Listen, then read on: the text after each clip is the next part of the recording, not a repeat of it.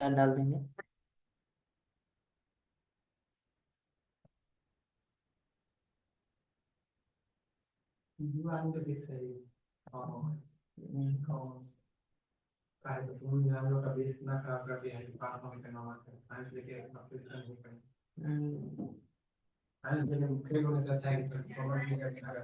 हम्म।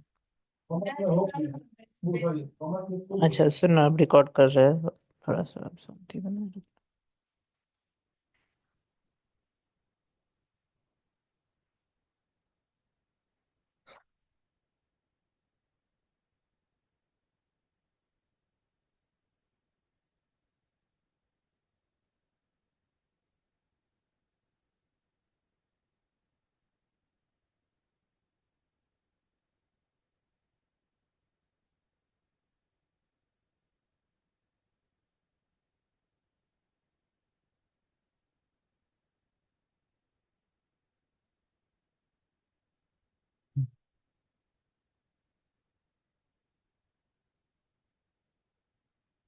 चलिए, तो अब रिकॉर्ड कर रहे हैं, सॉरी, अब शुरू कर रहे हैं चैप्टर एग्रीकल्चर। एग्रीकल्चर जैसा कि आपको पता है, चैप्टर 4 है बेसिकली जियोग्राफी का। और एग्रीकल्चर में बातें क्या आती हैं, तो देखो एग्रीकल्चर क्या होता है ना। एग्रीकल्चर का मतलब है कृषि। आप कुछ भी खेती बाड़ी करते हो, सारा सारा पोर्शन किस में जाता है, एग्रीकल्चर में जाता है। ठीक है, खेती बाड़ी करना ही किस में जाता है, एग्रीकल्चर में जाता है। एग्रीकल्चर क्या है ना, agriculture is a practice of cultivation of crops and animal husbandry. Agriculture क्या है, agriculture is a primary activity. Agriculture क्या है, एक प्राइमरी एक्टिविटी है। कौन सा एक्टिविटी है, कैसे नेचर का एक्टिविटी है, प्राइमरी, सेकेंडरी या फिर टर्शियरी। कौन से नेचर का एक्टिविटी है एग्रीकल्चर, तो प्राइमरी। प्राइमरी एक्टिविटी यानी जो हम लोग कहने का मतलब है इनिशियल जो भोजन होता है, जो प्राइमरी प्रोडक्ट होता है, वो इससे क्या होता है, वो ऑब्टेन होता है। और इससे मिलने वाला जो रॉ मटेरियल है वो अलग अलग उद्योगों में क्या होता है, काम में आता है। एज फॉर एग्जाम्पल हम बात करते हैं जूट का, तो जूट की भी आप क्या करते हो, खेती बाड़ी करते हो। और वो जूट इंडस्ट्री में क्या होता है, कल के दिन काम आता है, बोरा बनाने में और भी कई सारी चीजों में, है कि नहीं है। सुगर है, कॉटन है। तो ये सारा चीज हम लोग किससे ड्राइव करते हैं, एग्रीकल्चर करके ड्राइव करते हैं। और कल के दिन ये बाकी इंडस्ट्रीज में क्या होता है, काम आता है। जैसे टेक्सटाइल इंडस्ट्री में काम आने वाला जो रॉ मटेरियल है वो है कॉटन। तो कॉटन की क्या होती है, खेती बाड़ी होती है, यानी एग्रीकल्चर होता है। कोई दिक्कत वाली बात नहीं है। समझ आ रहा है, नहीं आ रहा है। अब इंडिया का 2/3 आबादी ना एग्रीकल्चर कर रहा है। कहने का मतलब है कि ऑलमोस्ट ऑलमोस्ट 70% लोग क्या कर रहे हैं, एग्रीकल्चर या उससे जुड़ा काम कर रहे हैं। बात समझ आ रहा है। 70% लोग एग्रीकल्चरल सेक्टर में इंगेज हैं, कोई दिक्कत वाली बात नहीं है। अगर हम जीडीपी में इसका कंट्रीब्यूशन का बात करें तो वो कितना हो जाता है, 22%। कितना हो जाता है, 22%। देखो, अनाज के अलावा हम लोग कई सारे इंडस्ट्रीज के लिए रॉ मटेरियल भी उगाते हैं एग्रीकल्चर करके। ठीक है, ऐसा नहीं है सिर्फ खाने वाला ही चीज हम लोग उगाते हैं, सिर्फ फूड ग्रेन्स ही उगाते हैं, सिर्फ खाने वाला अनाज ही उगाते हैं, ऐसा एग्रीकल्चर से नहीं है। कई सारी इंडस्ट्रीज है जिसको रॉ मटेरियल आप कहाँ से देते हो, एग्रीकल्चर से देते हो। कहाँ से देते हो, एग्रीकल्चर से। तो एक बात बताओ, इंडिया एक इंपॉर्टेंट कंट्री हुआ नहीं हुआ एग्रीकल्चर के हिसाब से, खेती बाड़ी के मामले में भारत एक क्या है, बहुत महत्वपूर्ण देश हो जाता है। ठीक है, बढ़ते हैं आगे की तरफ। अब अगर हम बात करते हैं बाबू, तो जस्ट मिनट।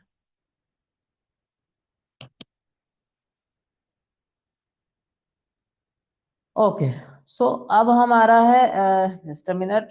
देखो, एग्रीकल्चर समझ आ गया क्या प्रैक्टिस है। एग्रीकल्चर में आप क्या करते हो, खेती बाड़ी करते हो। एग्रीकल्चर में हम लोग क्या करते हैं बाबू, खेती बाड़ी करते हैं।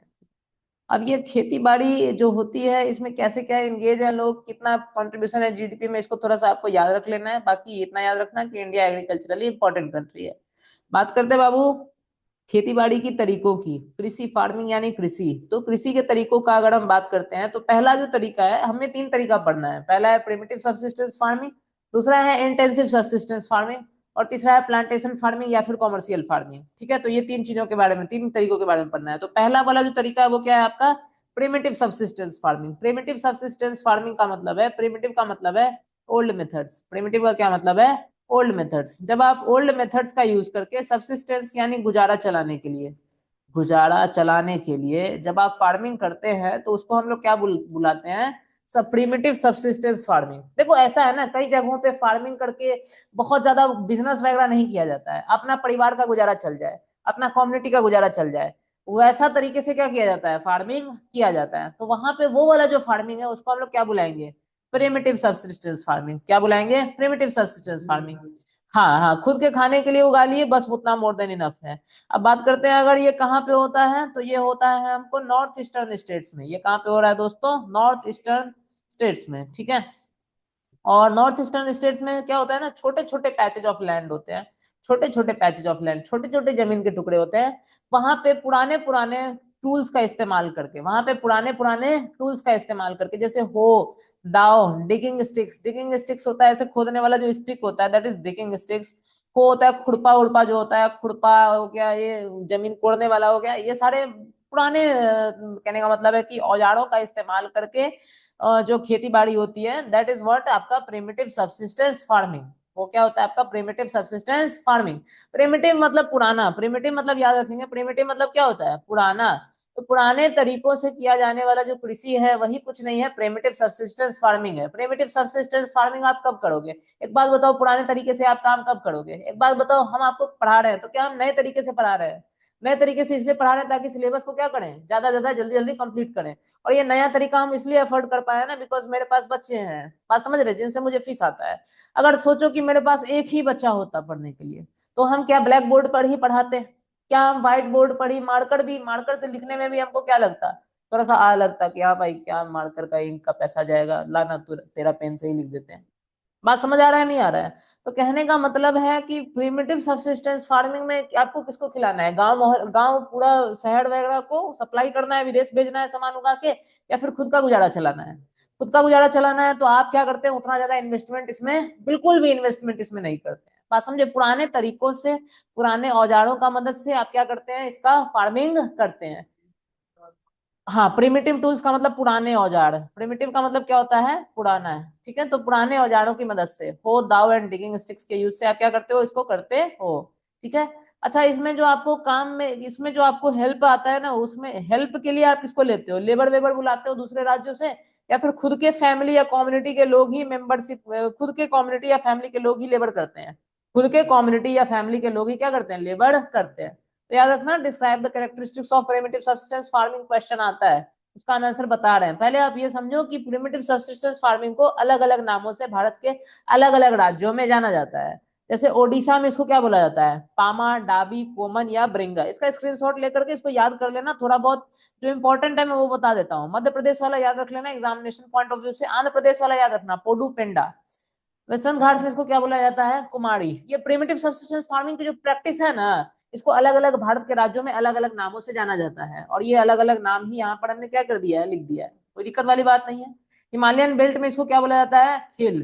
पुरुआ इसको कहाँ बोला जाता है, झारखंड में। अब कोई इशू तो नहीं है, बढ़ते हैं आगे की तरफ। तो आपको समझ आ रहा है, कोई दिक्कत वाली चीज नहीं है। अब देखो प्रिमिटिव सब्सिस्टेंस फार्मिंग में होता क्या है, जैसे मान लो कि ये पूरा जंगल है, इस जंगल का एक छोटा सा टुकड़ा क्या किया बाबू, काटा। इस जंगल का एक छोटा सा टुकड़ा क्या किया, काटा। इस जमीन पर जितना भी पेड़ था उसको काटा, उसको जला दिया, उसको क्या कर दिया, जला दिया। उसको जला देने के बाद में वो जो जल गया तो राख में बदल गया, और राख मिट्टी में जा करके क्या करेगा, मिट्टी को पोषक बनाएगा। मिट्टी को क्या बनाएगा बाबू, पोषक बनाएगा। और कहने का मतलब है कल के दिन इस पर क्या कर जाएगी, खेती बाड़ी की जाएगी। कब तक खेती बाड़ी की जाएगी सर, कपल ऑफ ईयर्स, 2-4 साल तक। कब तक खेती बाड़ी की जाएगी, लेकर चलो 4 साल तक। कब तक खेती बाड़ी की जाएगी, 4 साल तक मान लो खेती बाड़ी होती है। फिर पता लगा कि इस पे अब फसल उग नहीं रहा है, तो सेम काम अब किसके साथ किया जाएगा, अगला पैच ऑफ लैंड के साथ। सेम काम अब किसके साथ किया जाएगा, अगले पैच ऑफ लैंड के साथ किया जाएगा। कोई दिक्कत वाली बात नहीं है। तो ये जो प्रिमिटिव सब्सिस्टेंस फार्मिंग में आप कर रहे हो ना नॉर्थ ईस्टर्न स्टेट्स में, इसको कौन सा एग्रीकल्चर बुलाते हैं, स्लैश एंड बर्न एग्रीकल्चर भी बुलाते हैं। क्या बुलाते हैं, स्लैश मतलब काटो, बर्न मतलब जलाओ, काटो और जलाओ वाली कृषि भी इसको बुलाया जाता है। बात समझ आ रहा है, नहीं आ रहा है, ठीक है, ध्यान देना बाबू, इधर ध्यान दो। प्रिमिटिव सब्सिस्टेंस फार्मिंग में ही एक फार्मिंग आती है जिसको हम लोग क्या बुलाते हैं, slash and burn agriculture. Slash and burn agriculture. देखो इसको स्लैश एंड बर्न एग्रीकल्चर बुलाते हैं, क्यों, क्योंकि इसमें farmers clear a patch of land, farmers एक पैच ऑफ लैंड को क्लियर करते हैं, उस पे अनाज उगाते हैं और दूसरे क्रॉप्स उगाते हैं ताकि अपने फैमिली का गुजारा चलवा पाए, ठीक है। और जब सॉइल की फर्टिलिटी खत्म हो जाती है तो फार्मर दूसरा लैंड पर चले जाते हैं, फिर दूसरा लैंड को काटते हैं और फिर वहां पे खेती बाड़ी करते हैं। तो ये इस प्रकार का जो शिफ्टिंग है ना, इससे क्या होता है, इस जमीन का फर्टिलिटी कभी खत्म होगा नहीं, इस जमीन का फर्टिलिटी कभी खत्म होगा दोस्तों, नहीं। इस जमीन का फर्टिलिटी जैसे ही खत्म हुआ तो आप दूसरे जमीन पर चले गए, बात समझे नहीं समझे? तो जब तक आप इस पर खेती कर रहे हैं तब तक इसका फर्टिलिटी क्या होगा, रिस्टोर हो जाएगा, रिप्लेनिश हो जाएगा। तो कोई भी जमीन बंजर नहीं हो रहा है, कोई भी जमीन बिल्कुल तरह से बेकार नहीं हो रहा है। कौन से में बेकार नहीं हो रहा है बाबू? स्लैश एंड बर्न एग्रीकल्चर या फिर प्रिमिटिव सब्सिस्टेंस फार्मिंग की जो प्रैक्टिस होती है। हाँ, काटा, स्लैश मतलब काटा, स्लैश मतलब कट, एंड बर्न मतलब आग लगा दिया। कोई दिक्कत वाली बात नहीं है। तो प्रिमिटिव सब्सिस्टेंस फार्मिंग में एक बहुत महत्वपूर्ण कंपोनेंट है, या फिर कह लो प्रिमिटिव सब्सिस्टेंस फार्मिंग में ही आता है, क्या आता है? Slash and burn agriculture. Slash and burn agriculture, slash and burn agriculture में क्या होता है, समझ आया? जंगल के एक पैच ऑफ लैंड पर, बेसिकली जंगल के एक पैच ऑफ लैंड पर क्या होता है, स्लैश एंड बर्न, उस पर कपल ऑफ ईयर्स तक खेती होगी, और जब वो फर्टिलिटी लूज कर देगा तो दूसरे जमीन पर क्या होगा, जाया जाएगा। Basically farmers clear a patch of land in the forest, farmers clear a patch of land in the forest, and after burning all the trees, they plant their like crops, they plant their cereals, okay, for they do cultivation on that part of land, on that patch of land for couple of years. After it is found that nothing is like getting nothing we are deriving from that particular land, then another patch of land is touched, and then the cultivation is done on that part of land. कोई दिक्कत वाली बात नहीं है। So that the farmer's patch of land can replenish its fertility. कोई दिक्कत वाली बात नहीं है, ठीक है? समझ आ रहा है नहीं आ रहा है? इसको अलग अलग नामों से जाना जाता है, याद रखना। इसको झूम कल्टीवेशन भी बुलाया जाता है। इसको क्या बुलाया जाता है? स्लैश एंड बर्न एग्रीकल्चर को झूम कल्टीवेशन। नॉर्थ ईस्टर्न स्टेट्स में इसको किस नाम से जाना जाता है? झूमिंग। नॉर्थ ईस्टर्न स्टेट्स कौन कौन से? असम, मेघालय, मिजोरम एंड नागालैंड, ठीक है? इसको मणिपुर में क्या बुलाया जाता है? पामलऊ। छत्तीसगढ़ में क्या बुलाया जाता है? दीपा। और छत्तीसगढ़ और कहने का मतलब अंडमान एंड निकोबार आइलैंड में इसको क्या बुलाया जाता है? एक मिनट, यहाँ पे मेंशन नहीं किया ना इसको, इसलिए यहाँ पे मेंशन किया है, ठीक है? तो ध्यान देना बाबू, इसको पामलो बुलाया जाता है कहाँ पे? कहने का मतलब है मणिपुर में। और दीपा कहाँ बुलाया जाता है? छत्तीसगढ़ में और अंडमान एंड निकोबार आइलैंड में। कोई दिक्कत वाली बात नहीं है, समझ आ गया है? ठीक है, बाकी वीडियो को स्क्रीनशॉट तुम ले सकते हो, वीडियो को रोक करके एक बार देख सकते हो अगर ज्यादा चीजें तुम्हें देखनी है। अच्छा एक मिनट, एक बात सुनो, क्या ये इंडिया में ही होता है क्या प्रिमिटिव सब्सिस्टेंस फार्मिंग? नहीं, बहुत दुनिया के अलग अलग देशों में होता है, अलग अलग रीजन्स में होता है। तो ध्यान रखना, मेक्सिको और सेंट्रल अमेरिका में इसको क्या बुलाते हो आप? मिल्पा। क्या बुलाते हो? मिल्पा। वेनेजुएला में क्या बुलाते हो? कॉनुको। इंडोनेशिया में क्या बुलाते हो? लादंग। और ब्राजील में क्या बुलाते हो? रोका। और वियतनाम में क्या बुलाते हो? रे। और मसोल बुलाते हो कहाँ पे? सेंट्रल अफ्रीका में, ठीक है? अगर हम आपको बताएं, हाँ, अगर हम आपको बताएं तो एग्जामिनेशन पॉइंट ऑफ व्यू से आप ये वाला जरूर से याद रखना। मेक्सिको में क्या बुलाते हैं? मिल्पा। मेक्सिको में क्या बुलाते हैं? मिल्पा। और ये वाला भी कोनुको भी याद रखना, कोनुको में क्या बुलाते हैं? सॉरी, इंडोनेशिया में क्या बुलाते हैं? वेनेजुएला में क्या बुलाते हैं? कोनुको। इंडोनेशिया वाला भी याद रख लेना। लादंग में क्या बुलाते हैं? इंडोनेशिया में क्या बुलाते हैं? लादंग। कोई दिक्कत वाली बात नहीं।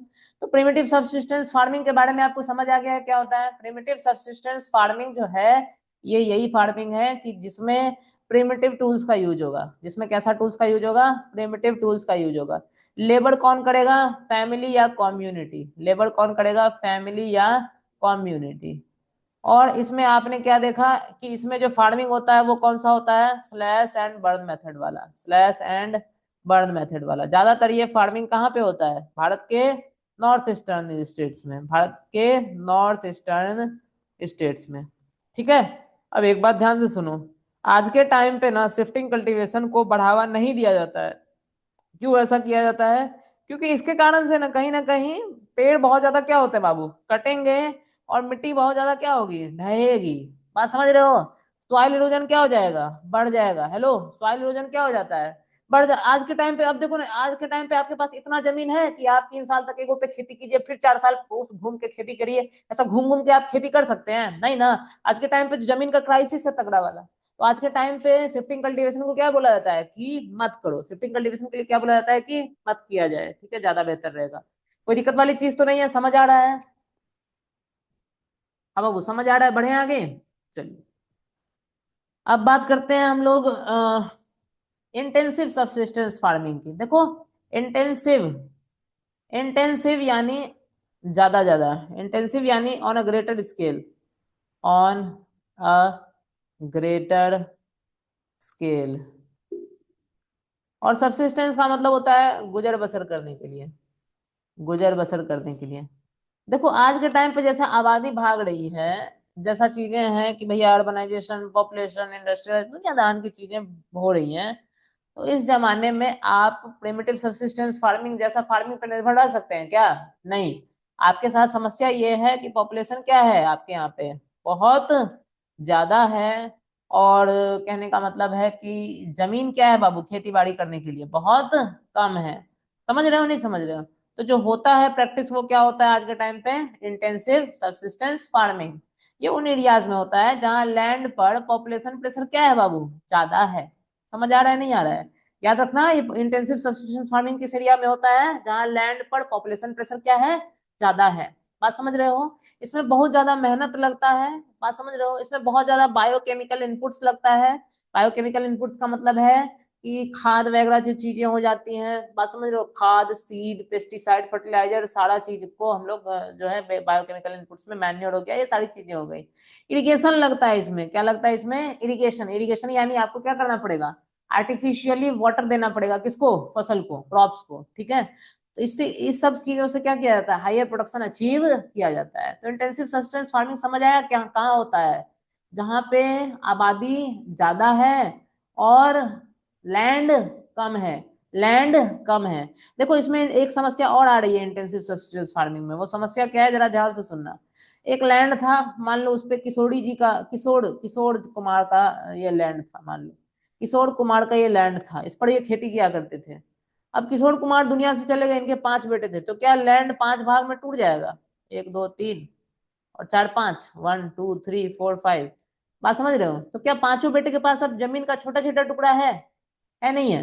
तो क्या होता है ना, राइट ऑफ इनहेरिटेंस के कारण से लैंड होल्डिंग साइज अब क्या होता जा रहा है, छोटा होता जा रहा है, जमीन बहुत कम होता जा रहा है, और इतना कम जमीन पर खेती बाड़ी करके गुजारा चलाना, समझ रहे हो, पॉसिबल नहीं है। तो आज के टाइम पे ऐसा फार्मिंग जो करते हैं ना, वो लोगों को दूसरा दूसरा सोर्सेज ऑफ इनकम पर भी क्या करना पड़ रहा है, निर्भर रहना पड़ रहा है। बात समझ रहे हो? वो प्रॉपर फार्मिंग नहीं कर रहे हैं, वो दूसरा दूसरा सोर्सेज ऑफ इनकम पर भी क्या रह रहे हैं, निर्भर रह रहे हैं। तो इंटेंसिव सब्सिस्टेंस फार्मिंग का ये one of the major challenge यही है कि due to right of inheritance land holding sizes becoming highly like land holding size is decreasing, land holding size is decreasing, and it is becoming highly uneconomical, and it is becoming highly uneconomical to do like farming on that particular land, to do farming on that particular patch of land। कोई दिक्कत वाली बात नहीं है। याद रखना, intensive substance farming में तुम क्या पुराना वाला बीज का इस्तेमाल करोगे, नहीं। कौन सा बीज का यूज करते हैं, high yielding variety. High yielding variety यानी वो बीज जिससे हमको यील्ड ज्यादा है, वो बीज जिससे हमको क्या ज्यादा है, yield. Sir what is meant by yield? Yield का मतलब होता है कि फाइनल अमाउंट जो आप गेट करते हो, फाइनल अमाउंट जो आपको क्या होता है, मिलता है। फाइनल अमाउंट जो आपको क्या होता है, मिलता है, कब, फसल कटने के बाद। फसल कटने के बाद मान लो इस बार हम खेती की और हमको 1300 kg गेहूं मिला, तो 1300 kg गेहूं क्या हो जाएगा मेरा, यील्ड। क्या हो जाएगा, यील्ड। समझ आ रहा है नहीं आ रहा है? तो हमको वो बीज यूज करना पड़ता है बाबू जिससे क्या हो, हमारा यील्ड हाई आए, जिससे क्या हो, यील्ड हाई आए। तो उसको हाई यील्डिंग वैरायटी सीड्स बोलेंगे। क्या बोलेंगे, हाई यील्डिंग वैरायटी सीड्स। हमको और क्या यूज करना पड़ता है, केमिकल फर्टिलाइजर्स। क्या यूज करना पड़ता है, केमिकल फर्टिलाइजर्स। और हमको क्या यूज करना पड़ता है, इंसेक्टिसाइड और पेस्टिसाइड, ताकि हम प्रोडक्टिविटी क्या कर पाए, बढ़ा पाए। कोई दिक्कत वाली बात नहीं है। अच्छा समझ आ रहा है नहीं आ रहा है, समझ आ रहा है? तो ये चीज है, ठीक है ना। अब ये अब बाकी जो चीजें हैं वो हमें अब प्लांटेशन फार्मिंग में पढ़ने को मिलेंगी।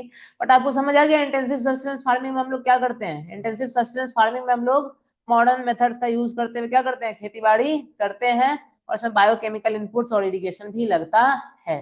कोई दिक्कत वाली चीज नहीं है। अब आओ नेक्स्ट फार्मिंग पे, जो कि है हमारा प्लांटेशन फार्मिंग। जो कि कौन सा फार्मिंग है, प्लांटेशन फार्मिंग। देखो प्लांटेशन फार्मिंग को ही क्या बुलाओगे, कॉमर्शियल फार्मिंग। प्लांटेशन फार्मिंग ही क्या है, कॉमर्शियल फार्मिंग है। तुम्हारे बुक में भी यही चीज दिया है, इसलिए करके हम यही चीज बता रहे हैं कि प्लांटेशन फार्मिंग ही क्या है, कॉमर्शियल फार्मिंग है, ठीक है। जैसा तुम देखा इंटेंसिव सब्सटेंस फार्मिंग में, वैसा ही प्लांटेशन फार्मिंग में भी ये सारी चीजें लगेंगी। और प्लांटेशन फार्मिंग में क्या लगेगा, सुनना ध्यान से। प्लांटेशन फार्मिंग में एक एक्स्ट्रा चीज ये है कि प्लांटेशन फार्मिंग कहाँ पे होता है, प्लांटेशंस में होता है। कहाँ पे होता है बाबू, प्लांटेशंस में। तो प्लांटेशन ना एक बहुत बड़ा एरिया होता है, बहुत बड़ा क्या होता है, एरिया ऑफ लैंड होता है, जिसपे जहां तक नजर आए वहां तक खेत ही खेत नजर आए, तो उसको हम क्या बुलाते हैं, प्लांटेशंस। क्या बुलाते हैं, प्लांटेशंस। जैसे टी प्लांटेशन होता है, कॉफी प्लांटेशन होता है। बात समझ रहे हो? तो प्लांटेशन एक प्रकार का क्या है, कॉमर्शियल फार्मिंग, इसमें क्या होता है, a single crop is grown on a large area, बहुत बड़े एरिया में एक ही प्रकार का फसल लगाया गया हो तो समझ लेना कि हाँ प्लांटेशन फार्मिंग है। वो क्या है, प्लांटेशन फार्मिंग है। और वो प्लांटेशन फार्मिंग ही क्या कहलाता है, कॉमर्शियल फार्मिंग। कॉमर्शियल फार्मिंग में एकमात्र मकसद क्या है, समझ आ रहा है, पैसा कमाना। कॉमर्शियल फार्मिंग कभी खुद के गुजारा के लिए करते हैं, मार्केट के गुजारा के लिए करते हैं, नहीं। कॉमर्शियल फार्मिंग किस लिए करते हैं, पैसा कमाने के लिए, मनी अर्न करने के लिए करते हैं। किसके लिए करते हैं, only and only money earn करने के लिए। प्लांटेशन फार्मिंग एक इंडस्ट्री बेस्ड फार्मिंग है। कैसा फार्मिंग है, इंडस्ट्री बेस्ड फार्मिंग है। यानी प्लांटेशन में आप जो भी चीज उगाएंगे उसको तुरंत से आप इंडस्ट्रीज में प्रोसेस करेंगे और मार्केट में बेचेंगे, ताकि ज्यादा से ज्यादा आप क्या कमा पाए, मुनाफा कमा पाए। ज्यादा से ज्यादा आप क्या कमा पाए बाबू, मुनाफा कमा पाए। कोई दिक्कत वाली बात नहीं है। प्लांटेशन में क्या होता है, बड़ा बड़ा टुकड़ा होता है लैंड का, और इसमें बहुत ज्यादा पूंजी लगता है। प्लांटेशन फार्मिंग में बहुत ज्यादा क्या लगता है, पूंजी। पूंजी मतलब पैसा, पूंजी मतलब पैसा। इसमें लेबर कौन करेगा, परिवार के लोग नहीं। इसमें लेबर करने के लिए मजदूरों को आप दूसरे राज्यों से मंगाते हैं। दूसरे राज्यों से क्या करते हैं, मंगाते हैं। जैसे असम में चाय बागानों में काम करने वाले जो मजदूर हैं, ये बिहार, वेस्ट बंगाल, यूपी सारे राज्यों से क्या होते हैं, जाते हैं। तो ये प्लांटेशन फार्मिंग पे काम करने वाले मजदूर हैं दोस्तों, कोई दिक्कत वाली बात नहीं है। इसमें आप जितना भी चीज उगाएंगे उन सब का इस्तेमाल कहाँ करेंगे आप, इंडस्ट्रीज में। कहाँ करेंगे, इंडस्ट्रीज में। ऐसा थोड़ी ना चाय का पत्ता उगा के हम उसका साग बना के खा लेंगे। बात समझ रहे हो नहीं समझ रहे हो, तो वो इंडस्ट्री बेस्ड फार्मिंग है। वो कैसा फार्मिंग है, इंडस्ट्री बेस्ड फार्मिंग है। वो जितना भी चीज उगाएंगे ना, हम सारा चीज कहाँ जाएगा, इंडस्ट्रीज में जाएगा। हाँ, ये प्राइमरी सेकेंडरी टर्शियरी का कॉम्बिनेशन बना देता है कहीं ना कहीं। बात समझ रहे हो नहीं समझ रहे हो, कम से कम प्राइमरी और सेकेंडरी तो इसमें लगता ही लगता है। ठीक है, फिर मार्केटिंग भी लगता है तो टर्शियरी भी है। कोई दिक्कत वाली चीज नहीं ना है। तो आपको समझ आ रहा है कॉमर्शियल फार्मिंग क्या है। कॉमर्शियल फार्मिंग, हम लोग प्राइमरी सेक्टर पे पहले आते हैं।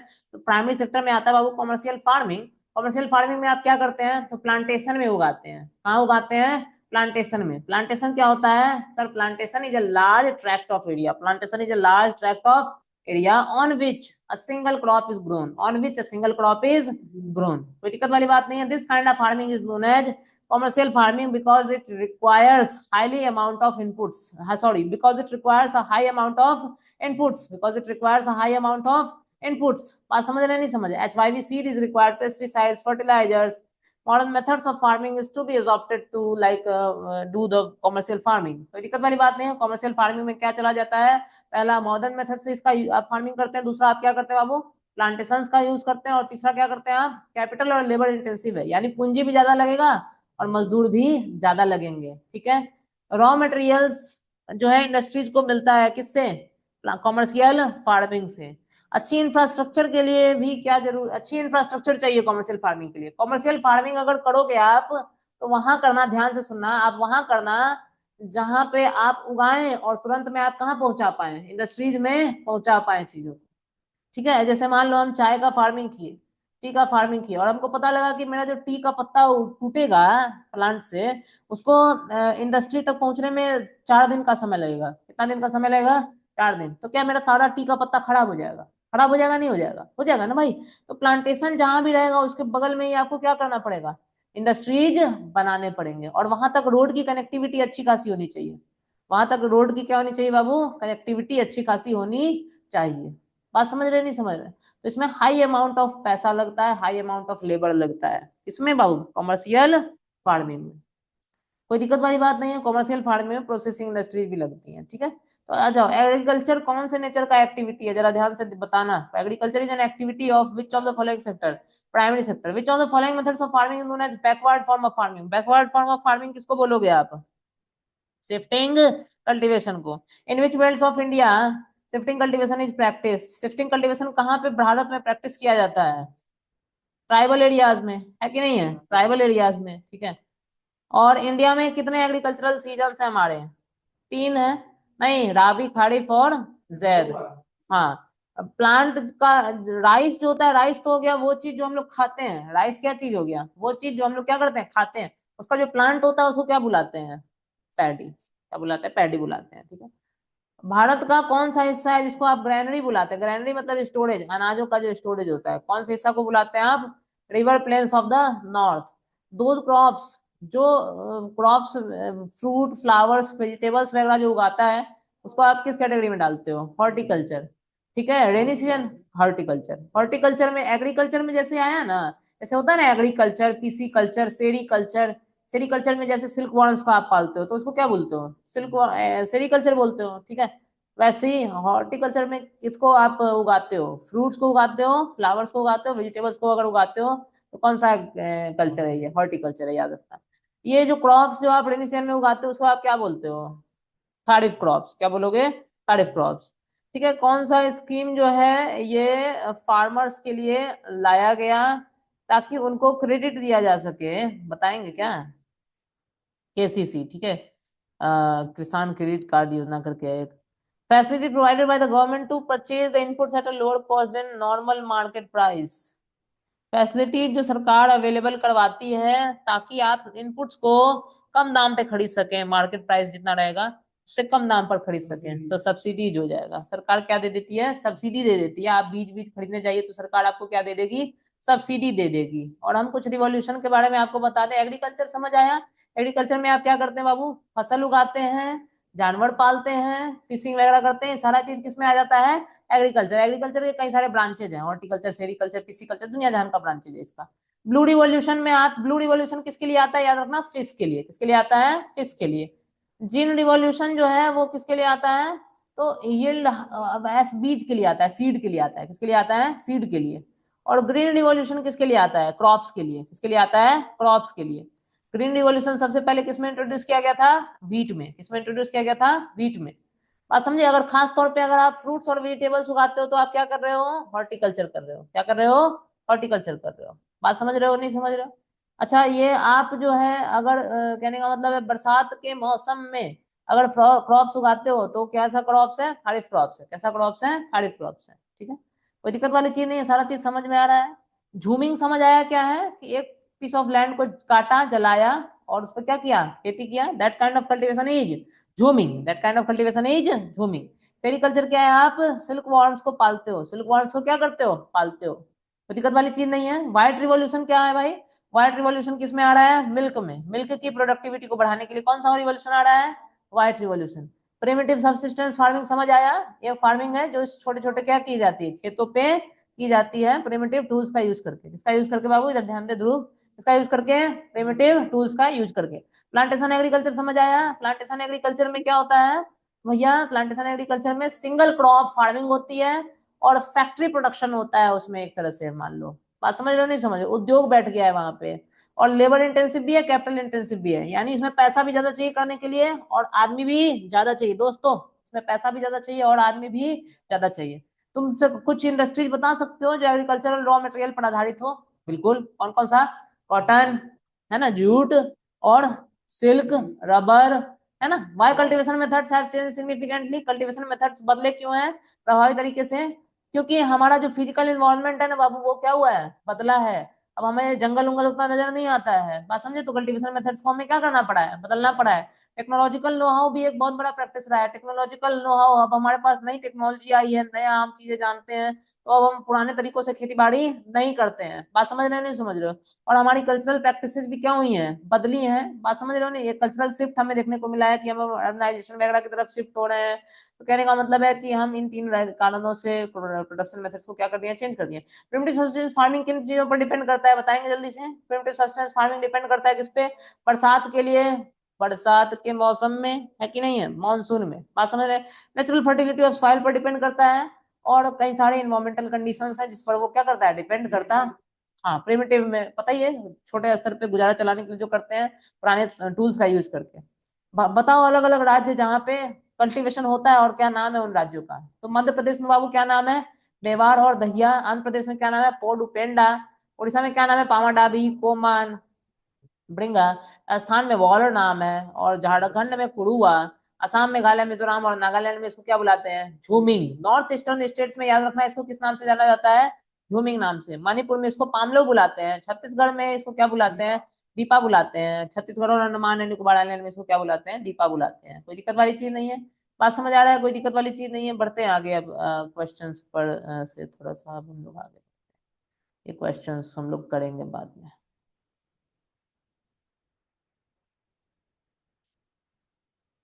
हाँ चलो, देखो आप ध्यान देना, क्रॉपिंग पैटर्न पे आओ जरा सा। देखो भारत में ना कई सारे क्रॉप्स उगाए जाते हैं। भारत में कई सारे क्या उगाए जाते हैं, क्रॉप्स। तो किस प्रकार की क्या फसलें हैं जो भारत में उगाई जाती हैं, चलो जरा सा उस पर नजर डाल लेते हैं। तो देखो पहला तो है वैसे फसल जिसका इस्तेमाल क्या चीज के लिए करते हो, खाना खाने के लिए करते हो, क्या चीज के लिए करते हो उसको, खाने में। तो उनको क्या बुलाओगे, राइस, उनको क्या बुलाओगे, फूड क्रॉप्स, क्या बुलाओगे, फूड क्रॉप्स।